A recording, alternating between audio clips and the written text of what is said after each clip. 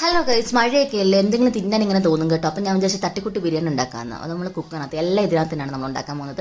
നെയ്ക്കകത്ത് നമ്മൾ അണ്ടിപ്പരിപ്പ് മുന്തിരിങ്ങ വറുത്തെടുത്തിട്ട് സവാള കുറച്ച് നമ്മളിങ്ങനെ ഒരു ബ്രൗൺ ഷെയ്ഡാകുമ്പോൾ വറുത്തെടുത്ത് മാറ്റി വയ്ക്കും. അതിനകത്ത് പുഴുങ്ങിയ മുട്ടയ്ക്കകത്ത് നമ്മൾ മഞ്ഞളും കുരുമുളകും ഇച്ചിരി മുളക് പൊടിയും കൂടിയിട്ട് നല്ല രീതിയിൽ നിന്ന് കറക്കി എടുക്കണം കേട്ടോ. എന്നിട്ട് അതും മാറ്റി വയ്ക്കുക. പിന്നെ നമ്മൾ സ്ഥിരം ചെയ്യുന്നതൊക്കെ നമ്മൾ ബിരിയാണി മസാല, നമ്മൾ സവാള, അതിനകത്ത് ഇഞ്ചി, വെളുത്തുള്ളി, പച്ചമുളക്, പിന്നെ ഇച്ചിരി ഉപ്പും കൂടിയിട്ട് എണ്ണയെ കുഴിച്ച് നമ്മൾ നല്ല രീതിയിൽ വഴറ്റിയെടുത്തിട്ട് അതിനകത്ത് നല്ല രീതിയിൽ വഴണ്ട് വരുമ്പോൾ പിന്നെ മഞ്ഞളും മുളകും മസാലയും കുരുമുളകും എല്ലാം കൂടി ഇട്ടിട്ട് പിന്നെ ഇച്ചിരി നിങ്ങൾക്ക് വേണമെങ്കിലല്ല മസ്റ്റാണ് കേട്ടോ, തക്കാളി ഇട്ടിട്ട് അതിനോട് തൈരും കൂടെ ചേർത്ത് നല്ല രീതിയിൽ നമ്മൾ മസാല ഉണ്ടാക്കിയിട്ട് ഇതിനകത്ത് തന്നെയാണ് നമ്മളെല്ലാം ഉണ്ടാക്കുന്നത്.